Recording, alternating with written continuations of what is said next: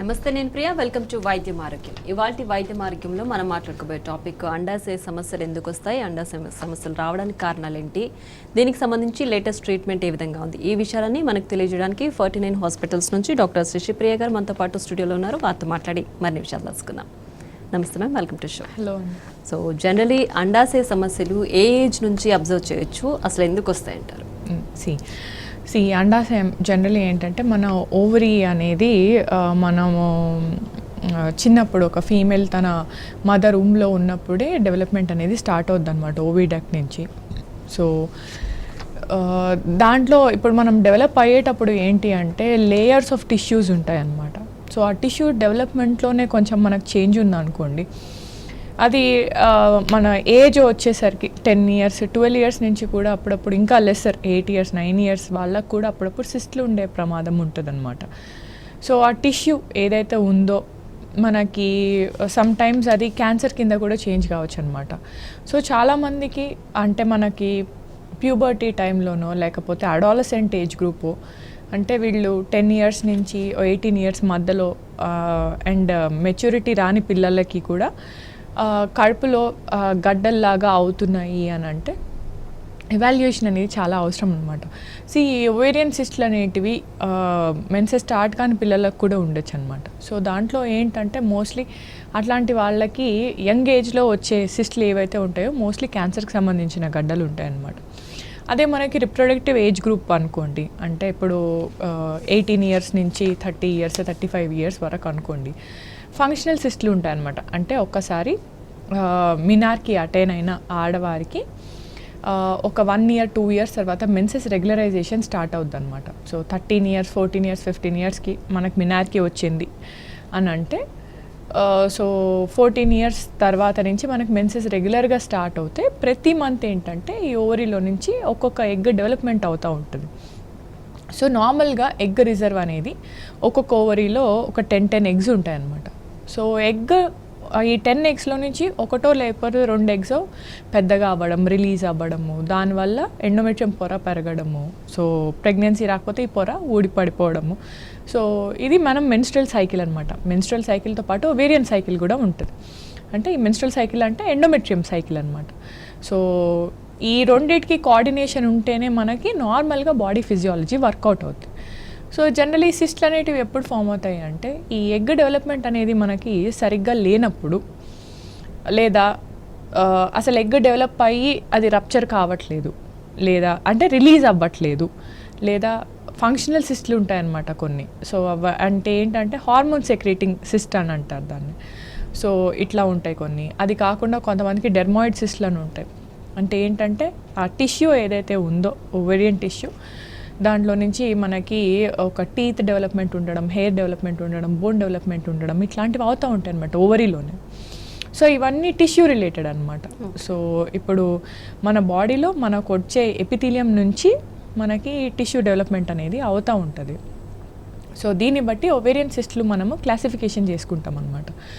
So మనకి జనరల్గా ఈ ఓవేరియన్ సిస్ట్లు అనేటివి ఇవాల్యుయేషన్ అనేది చాలా ఇంపార్టెంట్ అనమాట. బికాస్ మనం ఇందాక డిస్కస్ చేసినట్టు ఓవేరియన్ సిస్ట్లు అనేటివి క్యాన్సర్కి సంబంధించిన సిస్ట్లు చాలా ఉంటాయి.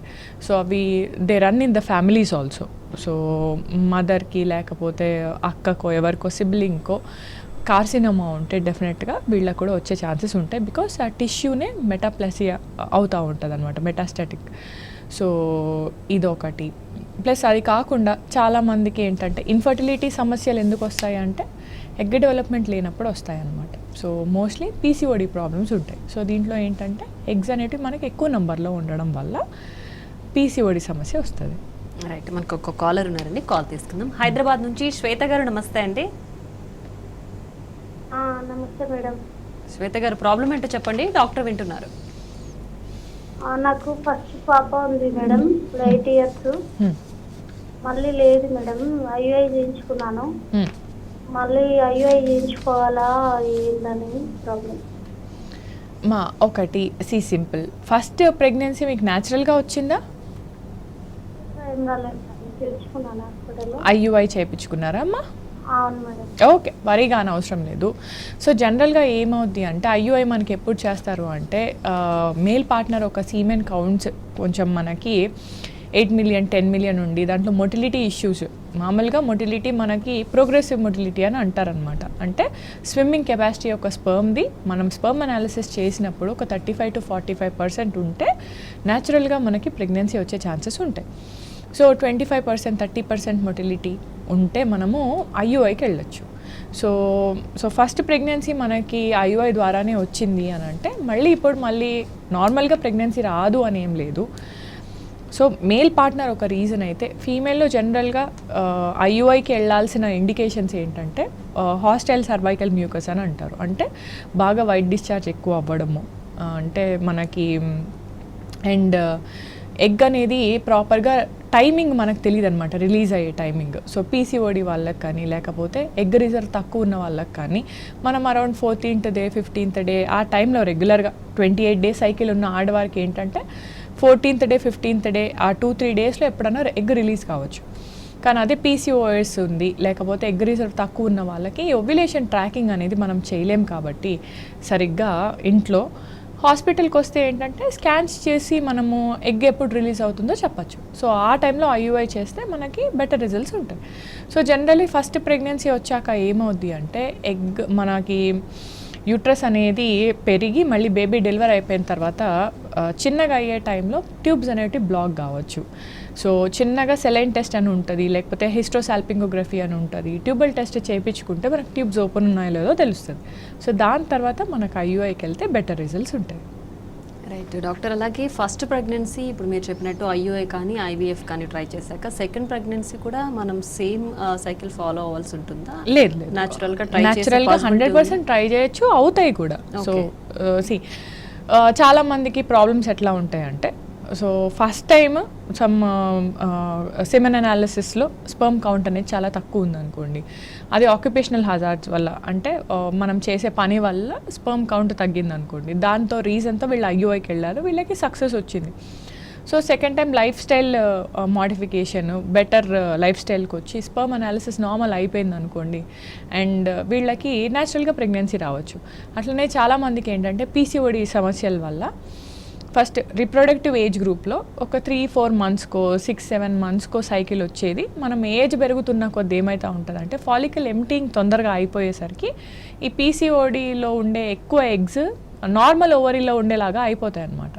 సో పీసీఓడిలో ఉండే ఒక ఇంపార్టెంట్ ఆస్పెక్ట్ ఏంటంటే ఎగ్స్ మనకి ఒక్కొక్క ఓవరీలో 25 eggs అట్లా వస్తుంటాయి అనమాట టిష్యూ నుంచి. సో ఎంటీ అవ్వడం కూడా ఫాస్ట్గానే అవుతూ ఉంటుంది. 25 eggs వెళ్ళిపోతూ ఉంటాయి ఒక్కొక్కసారి 2-3 monthsకైనా. సో వీళ్ళకి 35 yearsకి వచ్చేసరికి ఆ ఎగ్ కౌంట్స్ అనేవి 25 నుంచి 10 అవుతాయి. 35-36 years తర్వాత ముందు ఇర్రెగ్యులర్గా ఉన్న సైకిల్స్ వీళ్ళకి రెగ్యులర్ కావచ్చు. సో రెగ్యులర్గా అయ్యి వీళ్ళకి న్యాచురల్గా ప్రెగ్నెన్సీ రావచ్చు, వీళ్ళకి అసలు హాస్పిటల్కి వెళ్ళే అవసరం కూడా లేకపోవచ్చు. సో ఇట్లా ఇంకొకటి ఏంటంటే ఫస్ట్ ప్రెగ్నెన్సీ స్ట్రెస్ వల్లనో దేని వల్లనో అన్ఎక్స్ప్లెయిన్డ్ రీజన్తోనో మనకి ఐవీఎఫ్కి వెళ్ళాము. సో సెకండ్ టైం అట్లా చాలామందికి అయినాయి అనమాట. సో ఎట్లా అంటే ఫస్ట్ ప్రెగ్నెన్సీ ఐవీఎఫ్ ద్వారా వచ్చిన తర్వాత ఒక 2-3 years తర్వాత సెకండ్ ప్రెగ్నెన్సీ ఏంటంటే న్యాచురల్గా కన్సెప్షన్ వస్తుంది. సో మనం body is a natural healer అనమాట. మనం చెప్పలేము ఫస్ట్ ప్రెగ్నెన్సీ ఇట్లనే అయింది సెకండ్ ప్రెగ్నెన్సీ కూడా ఇదే కావాలి అని, నో నెవర్. కాకపోతే ఒకటి ఏంటంటే ఒక రికరెంట్ మనకి ఏముంటుంది అంటే tubal blocks.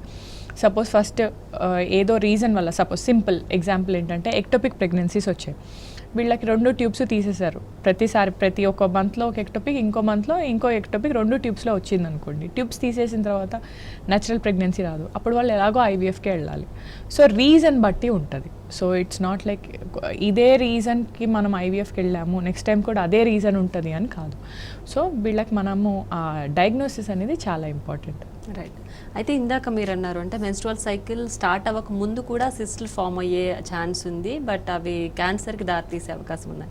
So most probably cancer related సిస్టులే ఉంటాయంటారా, ఇంకేదైనా ఉండొచ్చు? సో ఇప్పుడు మనకి మెన్సెస్ స్టార్ట్ అవ్వక ముందే అసలు ఫస్ట్ మనకు సిమ్టమ్ ఎలా తెలుస్తుంది వీళ్ళకి ఓవేరియన్ సిస్ట్ ఉంది అని అంటే పొత్తి కడుపులో మాస్ తయారవుద్ది అనమాట, గడ్డలు తయారవుతాయి, పొట్ట మీద నుంచి కనిపిస్తూ ఉంటాయి. సో అది ర్యాపిడ్గా పెరుగుతూ ఉంటుంది. మనకు క్యాన్సర్ అనుకోండి, యాక్టివ్ గ్రోత్ ఫాస్ట్గా ఫస్ట్ ఒక మామూలుగా యూట్రస్ లేకపోతే ఓవరీస్ అనేటివి అసలు పాల్పబుల్ కాదు. ఇప్పుడు పరబ్డామిన్ మనం చూసినప్పుడు అయితే అవి పొత్తి కడుపులో ఉండే ఆర్గాన్స్ కాబట్టి మనం అసలు పొట్ట మీద నుంచి చూస్తే మనం పాల్పేట్ చేయలేము. సో అదే మనకి గ్రోత్ ఉందనుకోండి, సో ఓవరీ అనేది నార్మల్గా ఓవరీ సైజు 3 to 2 సెంటీమీటర్స్ ఉంటుంది అనమాట, అరౌండ్ 3 cc వరకు ఉంటుంది. సో ఈ ఓవేరియన్ సిస్ట్లు ఉన్న వాళ్ళకి ఏమవుద్ది, 10 సెంటీమీటర్స్ 12 సెంటీమీటర్స్ ఆల్మోస్ట్ మనకి ఇంత సైజ్ 10 సెంటీమీటర్స్ అంటే ఒక స్కేల్ అంతా. సో అంత సైజు మాస్ కడుపులో పెరుగుతుంది అని అంటే ఆబ్వియస్లీ అది ఎంత యాక్టివ్గా డివైడ్ అవుతుంది అనేది మనం చూసుకోవాలన్నమాట. సో చిన్నగా దానికి ఏం చేస్తారంటే ఒక బయోప్సీ తీసి చూస్తే మనకు అది క్యాన్సర్కి సంబంధించిందా లేకపోతే వేరే టైప్ ఆఫ్ బినైన్ ట్యూమరా మనకు అర్థమవుతుంది. బట్ యంగ్ ఏజ్లో వచ్చే వరకు మాత్రం మనకు ఒక 60% ఛాన్సెస్ మాత్రం క్యాన్సర్కి సంబంధించిన ట్యూమర్స్ ఉంటాయి అన్నమాట. సో క్యాన్సర్స్లో కూడా మనకి 2 టైప్స్ ఉంటాయి, ఒకటి బినైన్, ఒకటి మ్యాలిగ్నెంట్. మ్యాలిగ్నెంట్ అనేది యాక్టివ్లీ డివైడింగ్, బినైన్ అంటే దానివల్ల ప్రాణహాని ఏమీ ఉండదు. మ్యాలిగ్నెన్సీ అని అంటే ఏంటంటే it is definitely A malignant, అది వేరే ఆర్గాన్స్కి కూడా స్ప్రెడ్ కావచ్చు. సో వీళ్ళకి ఓవరీలో క్యాన్సర్ ఉన్న వాళ్ళకి మనకి ఎండోమెట్రియం క్యాన్సర్ కూడా వచ్చే ఛాన్సెస్ ఉంటాయి అన్నమాట. సో డెఫినెట్గా సో చిన్నపిల్లలకి ఎవాల్యుయేషన్ అనేది చాలా అవసరం. నెక్స్ట్ కాల్ తీసుకుందామండి. కాకినాడ నుంచి త్రివేణి గారు, నమస్తే అండి. మేడం గారు చెప్పండి. నమస్తే మేడం. అది 5 సంవత్సరాలు అయింది మేడం మ్యారేజ్ అయ్యి. ఓకే, చెప్పండి అమ్మా. 5 సంవత్సరాలు అయింది. మా ఆయన చూపించుకుంటే హార్మోన్స్ లేవన్నారండి. ఏం లేవన్నారమ్మా? హార్మోన్స్ అండి. హార్మోన్స్ ఇంబ్యాలెన్స్ ఉందన్నారా? ఇంబ్యాలెన్స్ ఉందన్నారు మేడం. మీకు మీ హస్బెండ్ కా? మా హస్బెండ్ కి అండి. ఓకే, అవునండి. అది ఎలాగంటారండి? ఒకటి హార్మోన్ ఇంబ్యాలెన్స్ ఉంది అని అంటే సో జనరల్గా మగవారికి ఏంటంటే కౌంట్ అనేది చాలా ఇంపార్టెంట్ అనమాట. సో కౌంట్ బాగుంది అని అంటే వరి కానవసరం లేదు. కౌంట్ బాగాలేనప్పుడే మనం హార్మోన్ టెస్టులు చేపిస్తామన్నమాట. సో కౌంట్ మరీ తక్కువ ఉందనుకోండి, 1 million, లేకపోతే అసలు మనకు స్పర్మ్ అనేది సిమెన్ శాంపుల్లో మనకు స్పర్మ్ బయటికే రావట్లేదు అంటే అప్పుడు మనం హార్మోన్ అనాలిసిస్కి వెళ్ళాలి. సో FSH హార్మోన్ అని, టెస్టోస్టెరాన్ హార్మోన్ అని, అండ్ ఈస్ట్రోజన్ E2 హార్మోన్ అని, LH హార్మోన్ అని, అండ్ షుగర్ టెస్టులు, సో ఇవన్నీ చేస్తారనమాట. సో ఇవి చేస్తే మనకేం డయాగ్నోసిస్ వస్తుంది అని అంటే అసలు మనకి ఇది అసలు టెస్టిస్ అనేది ఆర్గాన్ పనిచేస్తుందా లేదా, బీజంలో అసలు స్పర్మ్ ఉత్పత్తి ఉందా లేదా అనేది మనకు అర్థమవుతుంది అనమాట. సో ఈ హార్మోన్ ఇంబ్యాలెన్స్ సో జనరల్గా ఉంటే మనకి రెండు రకాలన్నమాట. ఏంటంటే అజూస్పర్మియా అని అంటారు, అంటే మనకు వీర్య కణాలు అనేది సీమెన్ శాంపుల్లో బయటకు రావట్లేదు. సో అవి 2 రీజన్స్ ఉంటాయి అన్నమాట. ఒకటి హార్మోనల్ ఇష్యూ ఉంటుంది. హార్మోనల్ ఇష్యూ అంటే అది కూడా ఎందుకు ఉంటుంది అని అంటే ఇప్పుడు ఈ టెస్టిస్ అనేటివి సెక్రీషన్ అసలుకి అంటే ప్రొడక్షన్ సరిగ్గా లేదు, పనే చేయట్లేదు అంటే ఈ FSH హార్మోన్ అనేది చాలా ఎక్కువ ఉంటుంది అన్నమాట. సో దానివల్ల మనకి ఏంటంటే వీళ్ళు ఫ్యూచర్లో ప్రెగ్నెన్సీకి చాలా కష్టం అవుతుంది. సో అదే థైరాయిడ్ లాంటి చిన్న చిన్న హార్మోన్ సమస్యలు అనుకోండి మనం రెక్టిఫై చేసుకోవచ్చు. సో అది కాకుండా మనకి 1 million 2 million స్పర్మ్ అనాలిసిస్ ఉంటే కంపల్సరీ మనం IVFకి వెళ్ళాల్సిన అవసరం ఉంది. ఎందుకంటే ఫ్యూచర్లో ఇంకా స్పర్మ్ కౌంట్ తగ్గిపోయింది అనుకోండి మనం IVFకి కూడా వెళ్ళలేము. మళ్ళీ మనకు ఒక స్పర్మ్ రిట్రీవల్ అనేది ఒక ప్రొసీజర్ ఉంటుంది, అంటే ఆపరేషన్ చేసి స్పర్మ్ని బయటకు తీస్తామన్నమాట. సో ఆ ప్రొసీజర్స్కి వెళ్ళాల్సి వస్తుంది. సో ఏది ఏమైనా మీరు ఒక ఇన్ఫర్టిలిటీ సెంటర్కి వెళ్ళి ఒక ఆండ్రాలజిస్ట్ ఉన్న క్లినిక్కి వెళ్ళి మీరు ఎవాల్యుయేషన్ చేసుకుంటే మీకు బెటర్గా ట్రీట్మెంట్ ఆప్షన్స్ ఉంటాయి. శశి గారు ఒక కాల్ ఉందండి, కాల్ తీసుకుందాం. హైదరాబాద్ నుంచి వసంత గారు, నమస్తే అండి. Hello madam. నమస్తే అండి వసంత గారు, ప్రాబ్లం చెప్పండి, డాక్టర్ వింటున్నారు. నమస్తే మేడం. చెప్పండి అమ్మా. నమస్తే. ఇప్పుడు 2 months ప్రెగ్నెన్సీ అండి. వసంత గారు ఇంకొకసారి ప్రాబ్లం చెప్పండి. ఇప్పుడు ఒక వారం రోజుల నుంచి లైట్ బ్లీడింగ్ అవుతుందండి. ఏంటో అండి మీ వాయిస్ సరిగ్గా రావట్లేదు, కొంచెం గట్టిగా. లైట్ గా బ్లీడింగ్ అవుతుందండి. ఇప్పుడు 2 months ప్రెగ్నెన్సీ నాకు. ఓకే, ఒక 1 week నుండి బ్లీడింగ్ అవుతుంది. హాస్పిటల్కి వెళ్ళి చూపించుకోవాలమ్మా మీరు. ప్రెగ్నెన్సీలో బ్లీడింగ్ అనేది కావద్దు. బ్లీడింగ్ అవుతుంది అంటే దానికి రీజన్స్ ఏముంటాయి మనం చూసుకోవాలన్నమాట. అది అబార్షన్ అవుతుందా లేకపోతే సర్విక్స్ దగ్గర నుంచి బ్లీడింగ్ వస్తుందా మనకు తెలీదు. సో ఇమ్మీడియట్గా మీరు హాస్పిటల్కి వెళ్ళి చూపించుకోండి. ఒక స్కానింగ్ చేయించుకుంటే మనకి ఏదనేది విషయం తెలుస్తుంది. రైట్ శశి గారు, అయితే ఫస్ట్ ప్రెగ్నెన్సీ నార్మల్ అయ్యి సెకండ్ ప్రెగ్నెన్సీ మిస్క్యారేజ్ అయితే బేసిక్ రీజన్స్ ఎలాంటివి చూస్తారంటారు? ఒకటి మనకి ఫస్ట్ ప్రెగ్నెన్సీ అంతా నార్మల్గా ఉంది. సెకండ్ ప్రెగ్నెన్సీ మనం ప్లానింగ్ చేసుకుంటే మనకి ఏజ్ ఇంపార్టెంట్ కదా. సో చాలామంది ఏం చేస్తారంటే 30s, 29s, 28 ఇయర్స్కి ప్లాన్ చేసుకొని 35 ఇయర్స్ తర్వాత సెకండ్ ప్రెగ్నెన్సీ ప్లాన్ చేసుకున్నారు అనుకోండి. సో అబార్షన్ అయ్యే ఛాన్సెస్ ఉంటాయి. ఎందుకు అని అంటే ఫస్ట్ రీజన్ మనకి ఇంపార్టెంట్. అబార్షన్ ఏ స్టేజ్లో అవుతుంది ఇంపార్టెంట్.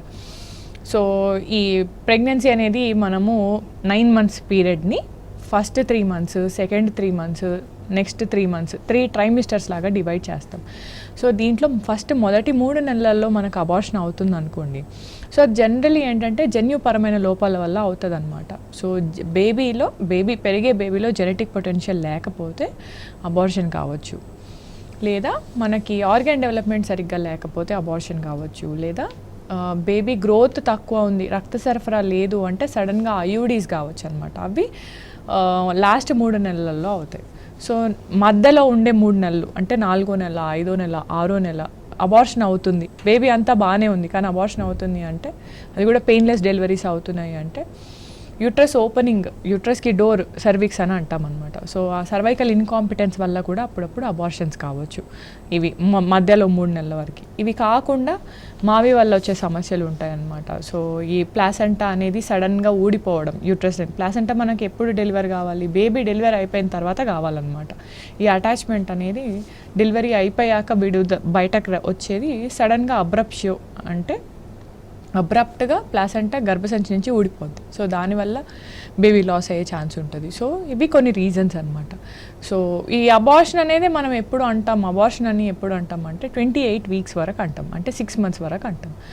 సో జనరల్గా మొదటి 3 నెలల్లో మనకు ఉండే రీజన్స్ ఇవైతే, ఇంకొంతమందికి ఏమవుతూ ఉంటుంది అంటే బేబీ హార్ట్ బీట్ బాగుంటుంది, ఎన్టీ స్కానింగ్ చేస్తే బాగానే ఉంటుంది, కానీ యూట్రస్లో అప్పుడప్పుడు పెద్ద గడ్డలు ఫైబ్రాయిడ్స్ ఉంటాయి. ఫైబ్రాయిడ్స్ వల్ల కూడా మనకి అబార్షన్స్ అయ్యే ఛాన్సెస్ ఉంటాయి. లేదా మనకి ఎండోమెట్రియోసిస్ ఉంది. సో లోపల ఎండోమెట్రియం డెవలప్మెంట్ సరిగ్గా లేదు, యూట్రస్ అండ్ అడినోమయోటిక్ చేంజెస్ ఉన్నాయి అనుకోండి, యూట్రస్ ఎక్స్పాండ్ సరిగ్గా కావట్లేదు అంటే ఒక 5%, 10% ఛాన్స్ ఉండొచ్చు అబార్షన్ కావడానికి.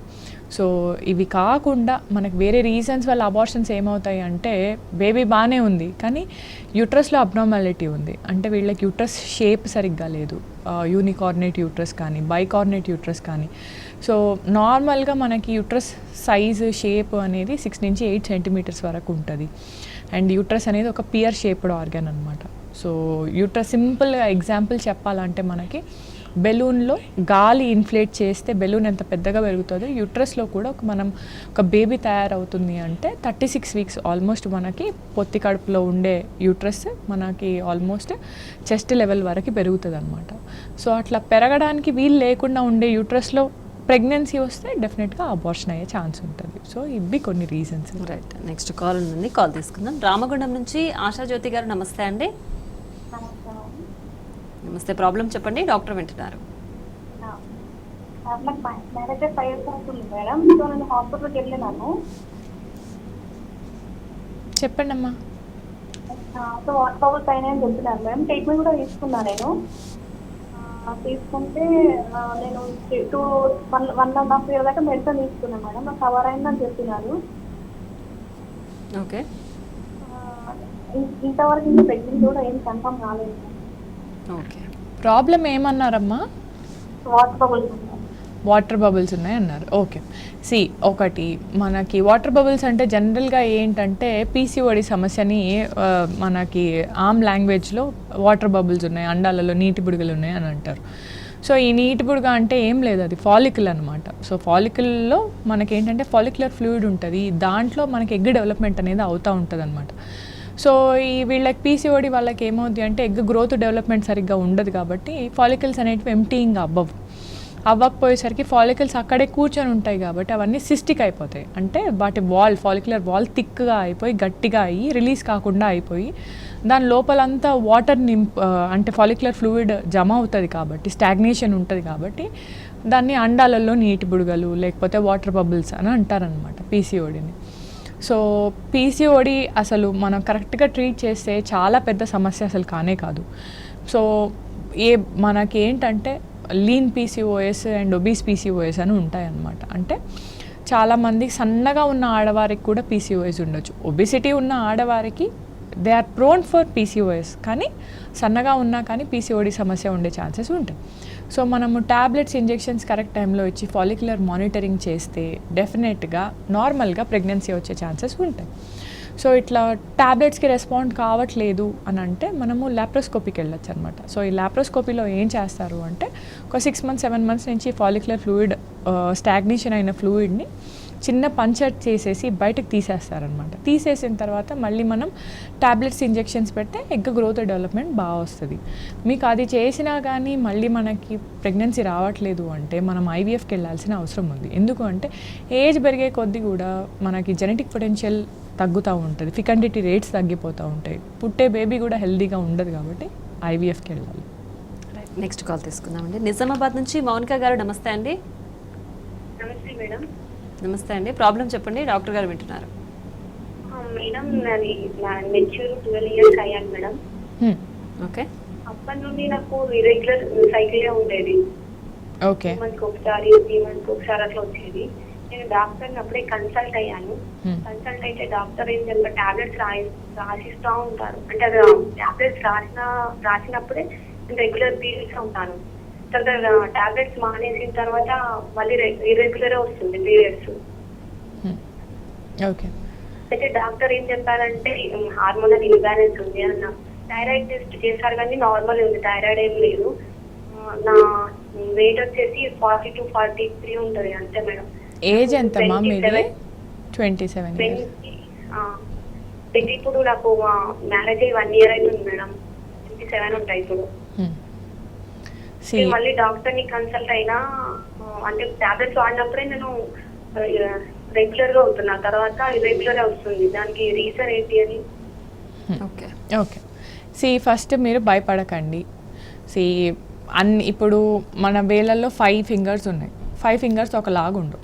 సో అట్లనే అందరు ఆడవాళ్ళకి రెగ్యులర్ సైకిల్ రావాలని రూల్ ఏం లేదు. ఇర్రెగ్యులర్ సైకిల్స్ ఉన్నా కానీ ప్రెగ్నెన్సీ వచ్చే ఛాన్సెస్ ఉంటాయి, ఫంక్షనింగ్ నార్మల్గా ఉంటుంది.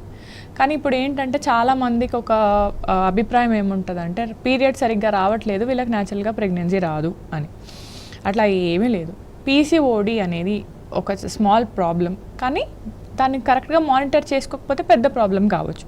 ఎందుకు అంటే ఫ్యూచర్లో వీళ్ళకి షుగర్ వచ్చే ఛాన్సెస్, హార్ట్ అటాక్స్ వచ్చే ఛాన్సెస్ ఉంటాయన్నమాట. సో అది కాకుండా మీరు కరెక్ట్గా వెయిట్ పెరగకుండా బాడీ వెయిట్ మెయింటైన్ చేసుకొని రెగ్యులర్ ఎక్సర్సైజ్ చేసుకుంటే మీకు పీరియడ్స్ రెగ్యులర్గా కావచ్చు. సో అట్లా కూడా కావట్లేదు అంటే మనకు ట్యాబ్లెట్స్ వాడితే మనం ప్రెగ్నెన్సీ ప్లాన్ చేసుకోవచ్చు. ఇప్పుడు పీరియడ్స్ రెగ్యులర్గా కావాలి అంటే మీకు జనరల్గా ఇచ్చే ట్రీట్మెంట్ ఏముంటుంది అని అంటే ఓసీ పిల్స్ స్టార్ట్ చేస్తామన్నమాట, ఓరల్ కాంట్రసెప్టివ్ పిల్స్. అవి 21 day ట్యాబ్లెట్స్ ఉంటాయి. సో అవి ట్యాబ్లెట్స్ ఒక 2-3 months ఇస్తే ఏమవుద్ది అని అంటే ఈ ఫాలిక్యులర్ ఫ్లూయిడ్ ఏదైతే ఉందో అది అక్యుములేషన్ అయిన తర్వాత జనరల్గా బ్రెయిన్కి సిగ్నల్స్ వెళ్తాయి అన్నమాట. సో ఈ ఎఫ్ఎస్హెచ్ ఎల్హెచ్ హార్మోన్ అనేది ఇంబ్యాలెన్స్ ఉంటుంది. సో మనం ఈ ట్యాబ్లెట్స్ వాడినప్పుడు ఏంటి అంటే ఈ ట్యాబ్లెట్స్లో ఉండే ఈస్ట్రోజన్ ప్రొజెస్టరాన్ వల్ల సో టోటల్గా హెచ్పిఓ యాక్సిస్ అని ఉంటుంది అనమాట. బ్రెయిన్ నుంచి మనకు ఓవరీ వరకు పనిచేసే నర్వస్ సిస్టమ్ ఒక యాక్సిస్ ఉంటుంది. సో అది రీసెట్ అవ్వి వీళ్ళకి నెక్స్ట్ 2-3 monthsలో రెగ్యులర్గా సైకిల్స్ వస్తాయి. ఎగ్ డెవలప్మెంట్ సరిగ్గా రావచ్చు, రాకపోవచ్చు, కానీ సైకిల్స్ వస్తాయి. సో దానికి ప్రెగ్నెన్సీకి సంబంధం లేదు. పీసీఓడి మనకి జీనే పీసీఓడి ఉందనుకోండి, మీరు ట్యాబ్లెట్స్ వాడారు, ఒక 6 months వచ్చింది, దాని తర్వాత మళ్ళీ ఇర్రెగ్యులర్ సైకిల్స్ వస్తాయి. కానీ అట్లా అని మనం జీవితాంతం ఆ మందులు అయితే వాడలేం కదా. సింపుల్గా మనం అర్థం చేసుకోవాల్సింది ఏంటంటే మనము ప్రెగ్నెన్సీ ప్లానింగ్ చేసుకునేటప్పుడు మాత్రం ఎగ్ గ్రోత్కి డెవలప్మెంట్కి మనం వాడుతున్నాం.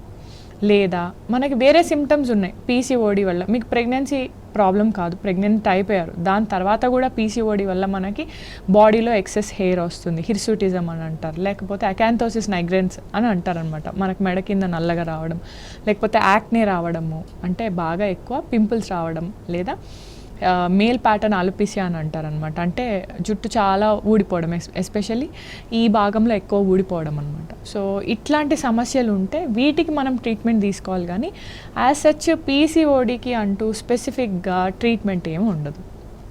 So either you have to become pregnant or you have to take some OC pills for regularization of cycles. Extra వచ్చేటివి మనము ట్రీట్ చేసుకోవచ్చు, కానీ మన జీన్స్ని అయితే చేంజ్ చేయలేం కదా. సో లైఫ్ స్టైల్ మోడిఫికేషన్ చేసుకోవాలి. సో సెడెంటరీ లైఫ్ స్టైల్స్ ఉండొద్దు, ఫుడ్ బ్యాలెన్స్డ్ డైట్ తీసుకొని మంచి vegetables, anti oxidant rich food తీసుకుంటే బాడీ ఇన్ జనరల్గా కూడా ఫంక్షనింగ్ బాగుంటుంది. సో ఇందాక మీరు అన్నారంటే ప్రెగ్నెన్సీ ప్లాన్లో ఫస్ట్ ట్రైమిస్టర్లో జెనెటిక్ మ్యూటేషన్, జెనెటిక్ ప్రాబ్లమ్స్ వల్ల అవుతుంది అని చెప్పి. సో ఫస్ట్ ట్రైమిస్టర్లోనే జెనెటిక్ ప్రాబ్లమ్స్ ఉంటాయంటారా, తర్వాత రావా ఖచ్చితంగా? లేదు అంటే అబార్షన్ అవే అంటే ఫస్ట్ 3 నెలల్లో అబార్షన్ అవుతుంటే మెయిన్ రీజన్ అది కావచ్చు. సో బేబీ డెవలప్మెంట్లో మనకి ప్రాబ్లం వచ్చేది ఎప్పుడన్నా డెవలప్ కావచ్చు. సో బేబీ పుట్టాక కూడా అప్పుడప్పుడు డెవలప్మెంట్లో ఇష్యూస్ ఉండే ఛాన్సెస్ ఉంటాయి, మైల్ స్టోన్ డిలేస్ ఉంటాయి కొంతమందికి, అండ్ బ్రెయిన్ సరిగ్గా అంటే ఫంక్షనింగ్ సరిగ్గా ఉండకపోవచ్చు, రిఫ్లెక్స్ యాక్టివిటీ తక్కువ ఉండొచ్చు. సో ఇవన్నీ లేటర్ ఆన్ ప్రాబ్లమ్స్ అనమాట. కానీ అబార్షన్ అవ్వడానికి మెయిన్గా ఏంటంటే ఇదొక రీజన్. చాలామందికి కెమికల్ ప్రెగ్నెన్సీస్ వస్తాయి, బయోకెమికల్ ప్రెగ్నెన్సీ అని అంటారు. అంటే ఏంటంటే మనకి ప్రెగ్నెన్సీ టెస్ట్ పాజిటివ్ వస్తుంది, కానీ లోపల స్కాన్ చేస్తే బేబీ ఉండదు. ఒక 1 వీక్ అయిన తర్వాత వీళ్ళకి బ్లీడింగ్ వచ్చేస్తుంది. అంటే ఏంటంటే వీళ్ళకి ఎంబ్రియో తయారయ్యి దానికి పొటెన్షియల్ లేక అక్కడికక్కడే చనిపోయింది. సో అది, లేదా చాలామందికి ఏంటంటే ఈ బేబీ డివైడ్ అయ్యేటప్పుడు, సో జనరల్గా ఏంటంటే మేల్ నుంచి ఒక స్పర్మ్, ఫీమేల్ నుంచి ఒక ఊసెట్ 2 కలిసాక ఎంబ్రియో తయారవుతుంది. ఎంబ్రియో మనకి యూట్రస్ లోపల అతుక్కున్న తర్వాత అది మళ్ళీ డివైడ్ కావాలి. ఆ సెల్స్ డివైడ్ అయితే ప్లాసెంటా ఫామ్ అవుద్ది అండ్ బేబీ ఫామ్ అవుద్ది. వీటికంటే ముందు కూడా ఒక శాక్, జెస్టేషనల్ శాక్ ఫామ్ అవుద్ది అనమాట. చాలామందికి శాక్ డెవలప్ అవుతుంది కానీ లోపల బేబీయే ఉండదు. సో ఓన్లీ గూడు ఉంటుంది అనమాట. సో ఇవన్నీ కూడా రీజన్స్ ఏంటి, genetic potential. Thank you so much Shashi గారు, చాలా ఇన్ఫర్మేషన్ మాతో షేర్ చేశారు. Once again thank you so much. Thank you. So చూసారుగా, ఇది వాళ్ళ వైద్యం ఆరోగ్యం. Keep watching T news.